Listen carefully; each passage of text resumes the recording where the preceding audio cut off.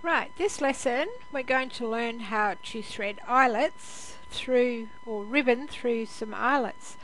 I've done a little bit of preparation because I only have at max 10 minutes to do a video. So rather than show you how to make the ribbon and show you how to make the eyelet, I've made some eyelets and a ribbon already. You'll notice here too I've got some things over here, just ignore them, they may be another video. But for now we'll just show you how to thread a single ribbon through two eyelets. Okay, so we have our ribbon here. Right, there's our ribbon. I've lowered the opacity so that I can see where my eyelets are. And we're going to use a warp tool. The object of this is to make it look like the ribbon is squished to go through the hole in the eyelet. So we can probably go a little bit bigger, say size 60. Roughly in the center is squish that down to just inside the eyelet. Same with the bottom one, squish it up. Now that doesn't look quite right, so just on the ends push the ribbon itself down to look like it's coming into that eyelet. And we'll do the same to this one over here. Squish it down in the middle so that the center's in the middle of the eyelet. Up. So again it's in the middle of the eyelet. And then make the edges like they're actually folding in to come in to the middle of the eyelet. When you're happy with that, this is not perfect, but it's a case of sit and fiddle and play until you have it perfect. Okay, we've done that.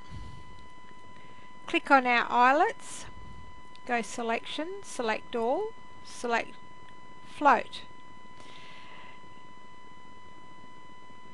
Right, we now have our eyelet as a selection. Go back to your ribbon. Now sometimes mine pops back to this eyelet layer and I have to undo it and keep going back, but we'll see what happens. Okay, so this one's going to go over, this one is going to be under, and it's popped back to there, so back up to my ribbon again and we erase the ribbon. Okay, so it goes along. You can have it going over or under, whichever way you want. I'll have mine going over again and under on this level. Okay, so we've now got our ribbon. We'll undo those selections. It's going over the eyelet, under it, and then over this side and out the other side. Now, to give it a little bit of texture,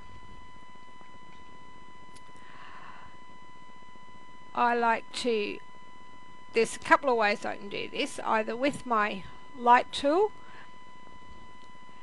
because it's going over, so naturally the lighting would be lighter. I'm just going to lower that a little bit,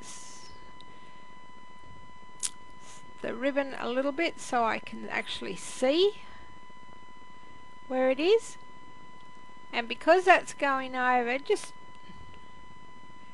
carefully run round it. You can take that back up to have a look, and then I darken a little bit, hopefully to make it look like it's actually going up and over. On this one, however, because it's going under, we'll have a bit of a shadow. So do a little bit dark on this side, and you might even want to just put a couple of, so it looks like it's creeping out the other side, as you do also just a little bit of shadowing around there. Now if it looks too harsh, you can get your soften tool and soften it, majorly soften it, so it's nice and soft.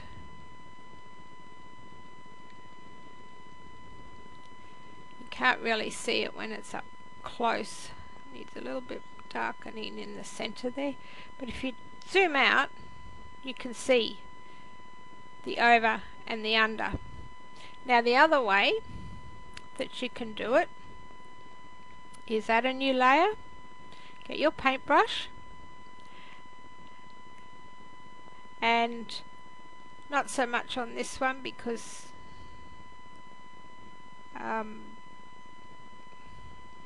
well, yeah, as much on this one. Again, lower it so you can see, but on your new layer, make sure you are on your new layer, put a little bit of light, then go to your brush again, get some dark, and because it would have been squished, I like to put a little bit of there, and we'll put a little bit round there and a little bit round there. Go to adjust, blur, Gaussian, and 3 or 4 usually gives a good blur, and we'll go back to our layer, and if it's still too much you can just drop, oops, wrong layer, drop your opacity a little bit, just to give that hint of light and shade. So fiddle around with it, play with it. Everybody's taste is different, but you have to remember your light and dark areas.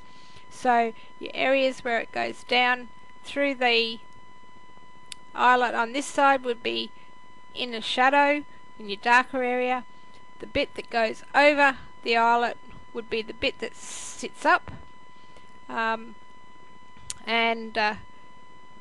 you do that. So I'm going to stop the video here and have a look at what time it's taken.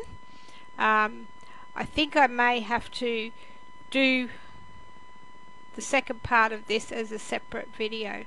So I hope you've enjoyed that. It's made a bit of sense to you. It's not perfect, but as I say, we've got to try and do things quickly, but it will show you the basic ideas of how it's done.